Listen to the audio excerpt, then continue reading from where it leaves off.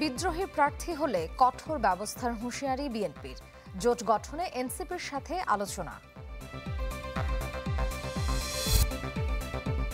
নির্বাচনের দিন অথবা আগেই গণভোট। সংসদ ২৭০ দিনে ব্যর্থ হলে জুলাই সনদের সুপারিশ অটো যোগ সংবিধানে। ২৭০ দিন হাস্যকর। ঐকমত্য কমিশনের সুপারিশে সন্তুষ্ট নয় কোনো দল। অতীত থেকে মুক্তির আশা প্রধান উপদেষ্টার।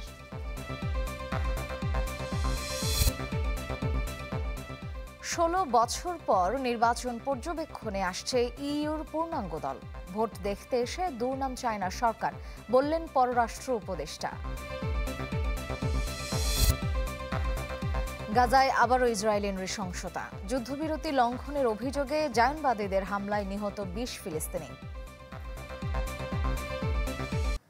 জাতীয় নির্বাচনে দলীয় টিকিট না পেয়ে বিদ্রোহী প্রার্থী হলে কঠোর ব্যবস্থা নেবে বিএনপি।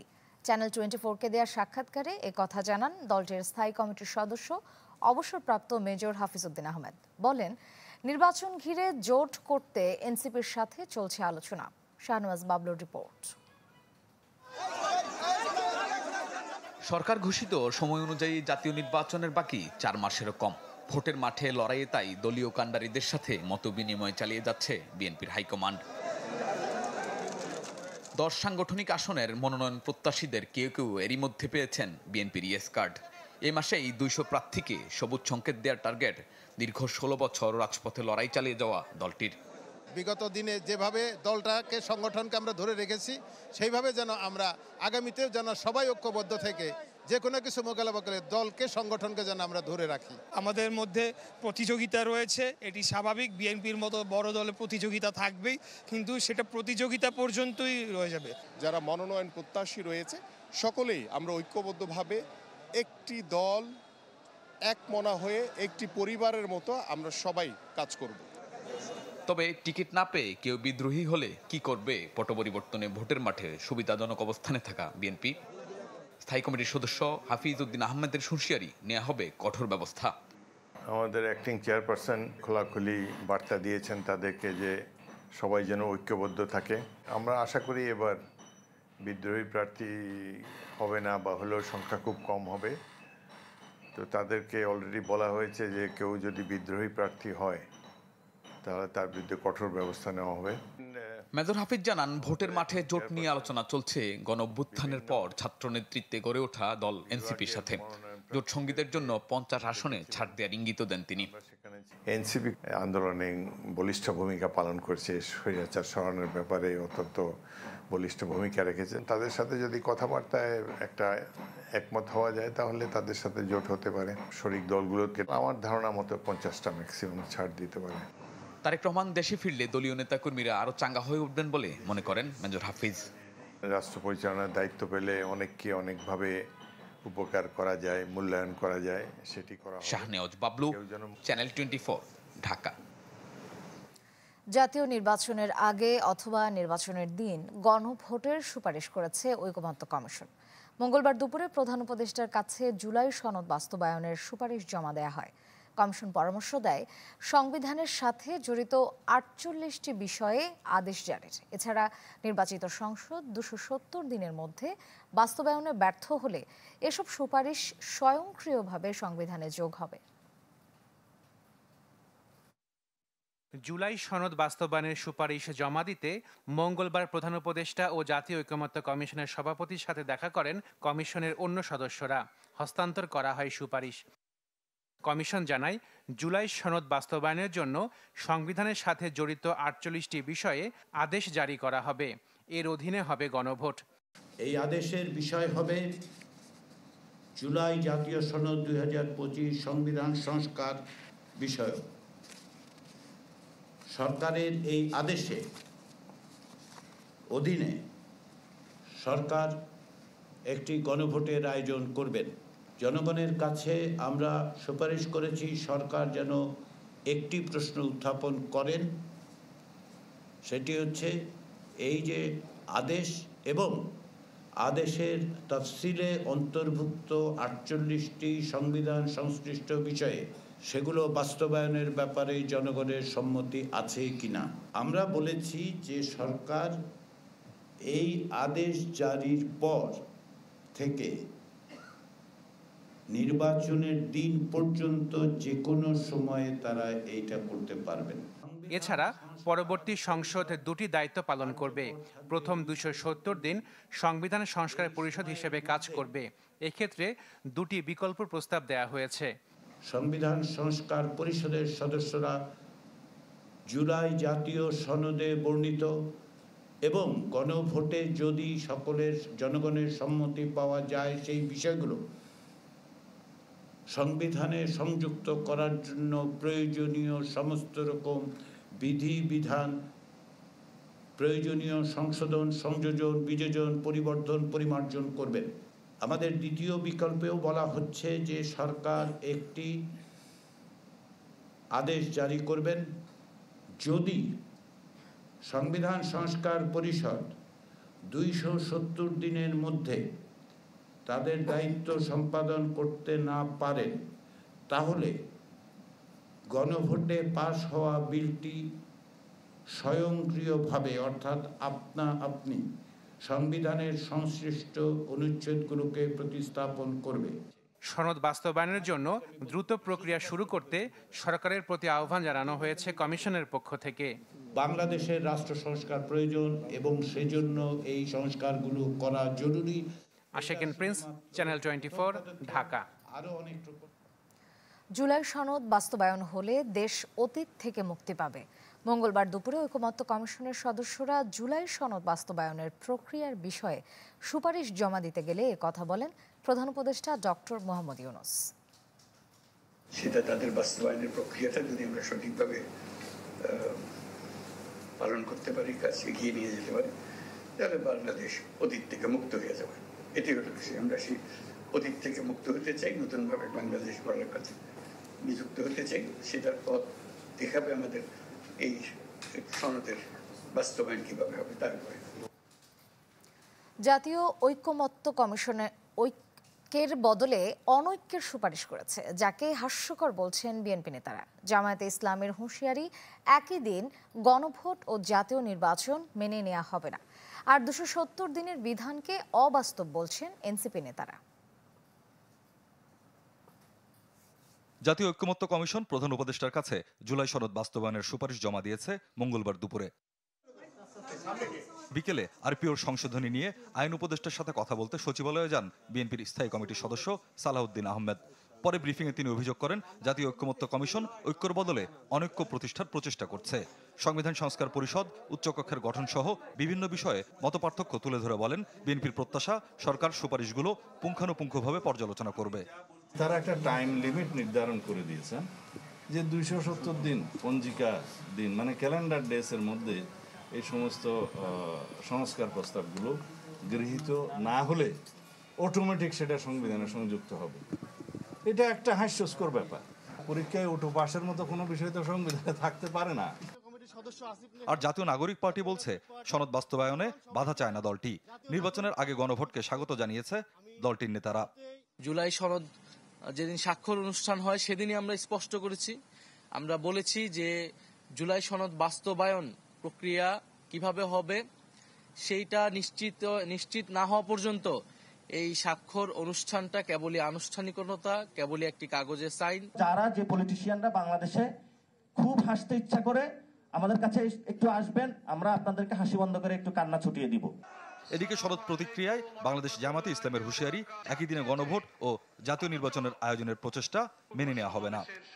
সরকারের অভ্যন্তরের কেউ গণভোটকে উপেক্ষা করে একই দিনে জাতীয় নির্বাচন এবং গণভোটের প্রহসনের পায়তারা করছেন। আমরা বলতে চাই, একই দিনে গণভোট যারা করতে চাচ্ছেন তাদের উদ্দেশ্য হলো জুলাই সনদকে অকার্যকর করা। পাশাপাশি জামাত নেতারা সংসদের উভয় কক্ষের নির্বাচনে পিআরের দাবি পুনর্ব্যক্ত করেন। স্বপ্নিল শাহরিয়ার শিশির, চ্যানেল 24, ঢাকা। 2008 সালের পর আসছে জাতীয় নির্বাচন পর্যবেক্ষণে ফুল মিশন পাঠাচ্ছে ইউরোপীয় ইউনিয়ন। প্রধান উপদেষ্টার সাথে ঢাকায় ইইউ ডেলিগেশন প্রধানের বৈঠকের বিষয়ে দেয়া বিবৃতিতে এ তথ্য জানানো হয়। এতে বলা হয় 150 থেকে 200 পর্যবেক্ষক লাগবে এই মিশনে। তাদের মিশন শুরু হবে নির্বাচনের 6 সপ্তাহ আগে থেকে। সে হিসেবে জানুয়ারির মাঝামাঝি ঢাকা আসছে দলটি। বৈঠকে ইইউ ডেলিগেশন প্রধান মাইকেল মিলার জানান 2008-এর পর এবারই প্রথম ফুল মিশন আসছে নির্বাচন পর্যবেক্ষণে। এদিকে জুলাই সনদ স্বাক্ষরকে গণতন্ত্রের পথে যাত্রার উল্লেখযোগ্য সাফল্য বলছে ইইউ। আওয়ামী লীগকে ভোটে আনতে ও নির্বাচনের সময়সীমা নিয়ে আন্তর্জাতিক চাপ নেই বলে দাবি করেছেন পররাষ্ট্র উপদেষ্টা তৌহিদ হোসেন। জানান, পর্যবেক্ষকদের স্বাগত জানালেও পর্যবেক্ষণের আড়ালে অন্তর্বর্তী সরকার কোনো দুর্নাম চায় না। Elections in Bangladesh is the domestic affair of Bangladesh. Awami League আমলে সব দলের অংশগ্রহণে পশ্চিমারা নির্বাচনের তাগিদ দিলেও অভ্যন্তরীণ বিষয় আখ্যা দিয়ে তা এড়িয়ে গেছে Bharat. Inclusive and participatory elections in Bangladesh. তবে 5 আগস্ট পট পরিবর্তনের পর সুর বদলেছে দেশটির। সম্প্রতি ডিক্যাবের ভারত সফরে এক আলোচনায় বিষয়টি তুলে ধরেন ভারতীয় পররাষ্ট্র সচিব বিক্রম মিস্ত্রি। ভারতের পররাষ্ট্র সচিব আপনাদের মুখে একটি প্রশ্ন তুলে দিয়েছিলেন, আপনারা সেই প্রশ্নটা করেননি কেউ। ভারতের পররাষ্ট্র সচিব বলেছিলেন যে অন্তর্বর্তীপূর্ণ ট্রান্সপারেন্ট ইত্যাদি নির্বাচন তারা চান ইত্যাদি। আপনারা এই কথা গত 15 বছর বলেননি কেন? আগের নির্বাচনগুলি কি আপনাদের এই ফর্মুলা অনুযায়ী সঠিক ছিল? মঙ্গলবার পররাষ্ট্র উপদেষ্টার ব্রিফিংয়ে উঠে আসে বিষয়টি। সাংবাদিকদের প্রশ্নের জবাবে তৌহিদ হোসেন জানান, আওয়ামী লীগকে নির্বাচনে আনতে কোনো ধরনের আন্তর্জাতিক চাপ নেই। আমাদের গভীর সম্পর্ক আছে মার্কিন যুক্তরাষ্ট্রের সাথে এবং অর্থনৈতিক প্রচুর সম্পর্ক আছে চীনের সাথে। আমি নিশ্চিন্ত যে বাংলাদেশ যেই ব্যালেন্স মেনটেন করে আসছে এটা বহাল থাকবে, এখনো আছে এবং আমি বিশ্বাস করি যে ভবিষ্যতে যে সরকার আসবে তারাও সেটাই মেনটেন করে যাবে। ভিন্ন এক প্রশ্নের জবাবে বিদেশি পর্যবেক্ষকদের স্বাগত জানান পররাষ্ট্র উপদেষ্টা। তবে পর্যবেক্ষণের আড়ালে দুর্নাম চায় না পররাষ্ট্র মন্ত্রণালয়। আমরা তো একেবারে ফ্রি ফেয়ার ট্রান্সপারেন্টের একটা ইলেকশন করতে বদ্ধপরিকর। কাজেই যারা পর্যবেক্ষক হিসেবে আসতে চায় আমরা অবশ্যই তাদেরকে এনকারেজ করবো। তবে আমরা চাই না যে পর্যবেক্ষকের আড়ালে কেউ শুধু উদ্দেশ্য প্রণোদিতভাবে দুর্নাম করার জন্য আসুক, সেটা তো আমরা চাইব না। বাংলাদেশ চীন সম্পর্ক নিয়ে যুক্তরাষ্ট্র কিংবা অন্য কোনো দেশের উদ্বেগের কারণ নেই বলেও মনে করেন তৌহিদ হোসেন। উদ্বেগের কথা যেটা বলছেন যে দেশে বিদেশে ইত্যাদি। আহমেদ সোহাগ, চ্যানেল 24, ঢাকা। জাতীয় নির্বাচন স্বচ্ছ ও শান্তিপূর্ণ করতে ডিসেম্বরের মধ্যেই বডি অন ক্যামেরা কেনার নির্দেশ দিয়েছেন প্রধান উপদেষ্টা ডক্টর মোহাম্মদ ইউনূস।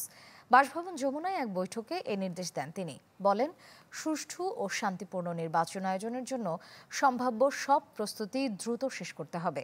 পাশাপাশি নির্বাচনের জন্য একটি অনুকূল ও নিরাপদ পরিবেশ নিশ্চিত করতে হবে। নির্বাচনের সময় সহিংসতা বা অনাকাঙ্ক্ষিত পরিস্থিতি মোকাবিলায় নির্দেশ দেন তিনি। বৈঠকে স্বরাষ্ট্র উপদেষ্টা জাহাঙ্গীর আলম চৌধুরী জানান, নতুন ক্যামেরা এসে পৌঁছালে প্রতিটি জেলায় পুলিশ সদস্যদের প্রশিক্ষণ দেওয়া হবে।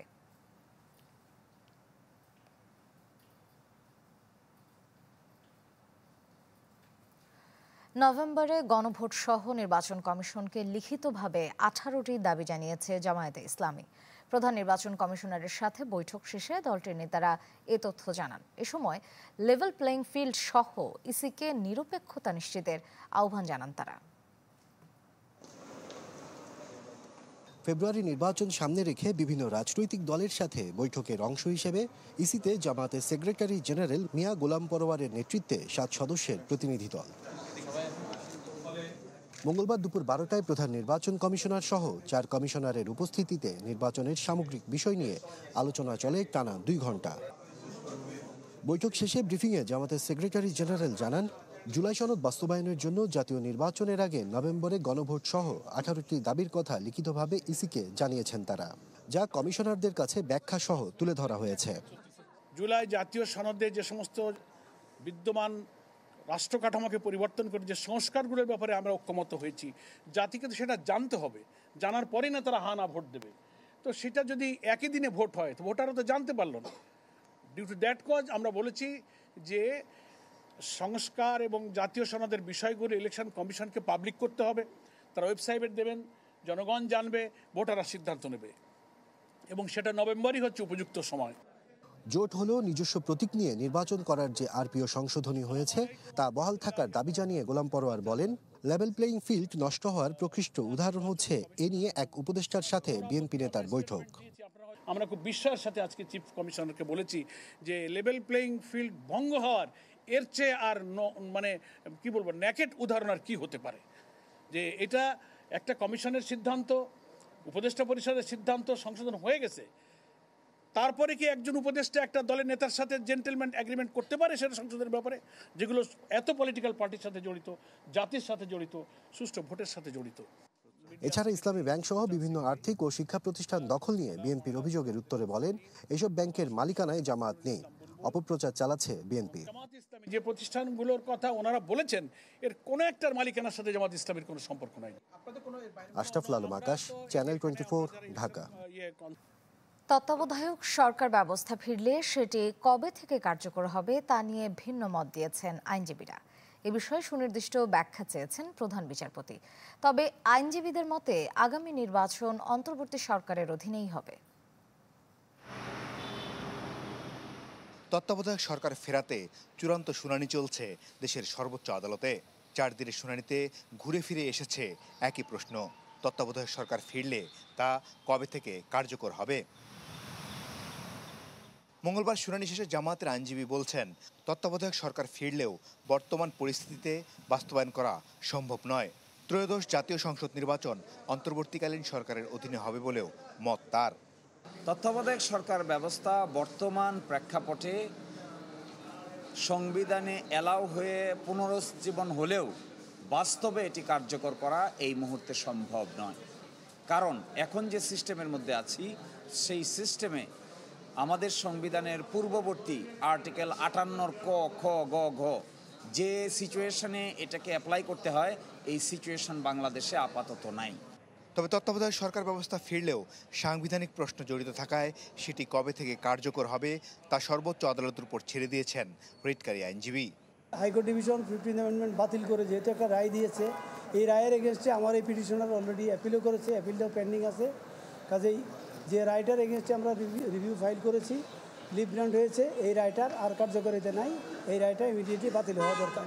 কেয়ারটেকার গভর্নমেন্ট হতে গেলে একটা গভর্নমেন্ট পড়ে যাওয়ার পরে, পার্লামেন্ট ভেঙে যাওয়ার পরে 15 দিনের মধ্যে গঠন হতে হয়। এখন আর সে অবস্থা নাই, সেই কারণে এখন একটা সরকার চলতেছে। এখন যদি আবার আমরা এটাকে কেয়ারটেকারে নিয়ে যেতে চাই তাহলে রাজনৈতিক একটা টালমাটাল অবস্থা হবে।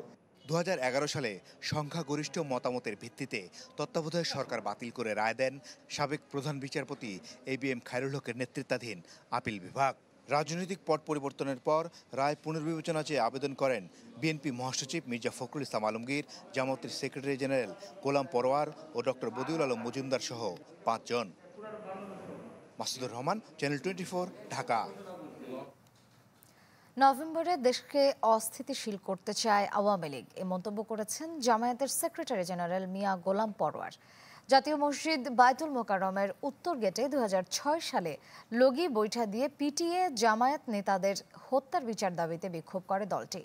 এ সময় নেতারা অভিযোগ করেন, নৃশংস এ হত্যার নির্দেশদাতা শেখ হাসিনা, হাসানুল হক ইনু ও রাশেদ খান মেনন। তাদের সবার বিচার চান জামায়াত নেতারা। এদিকে একই দাবিতে রাজধানীর রামপুরায় সমাবেশ করে দলটি। পরে সভা শেষে বিক্ষোভ মিছিল বের করে ঢাকা মহানগর উত্তর জামায়াতের নেতাকর্মীরা।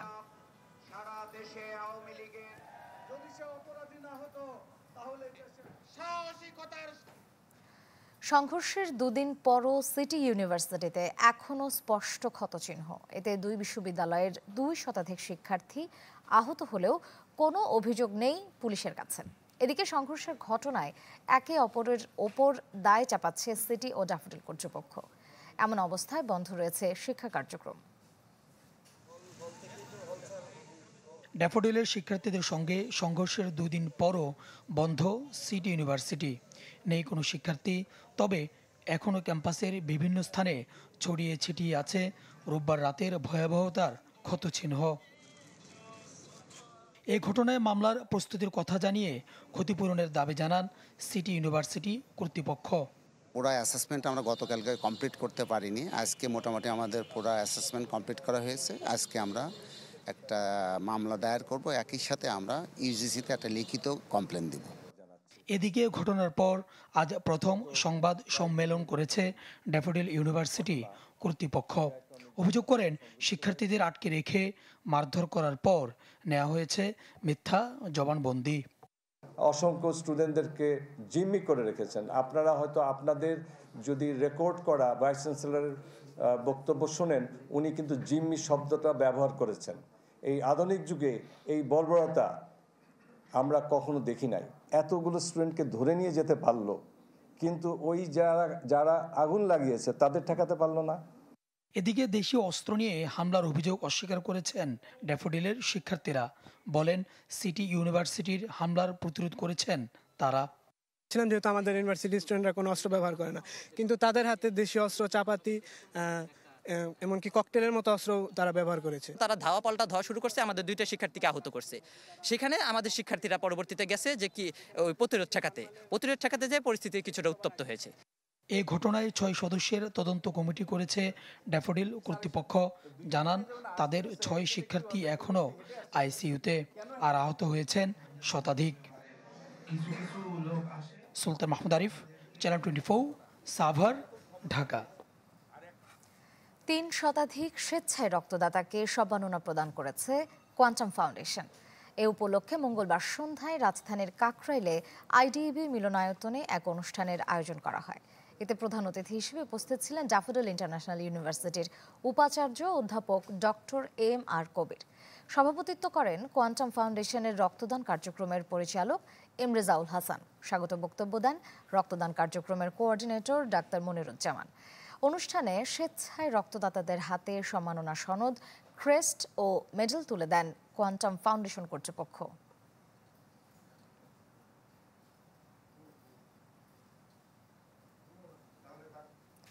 অনুষ্ঠিত হয়ে গেল ওয়ালটন হাইটেক ইন্ডাস্ট্রিজের 19তম বার্ষিক সাধারণ সভা।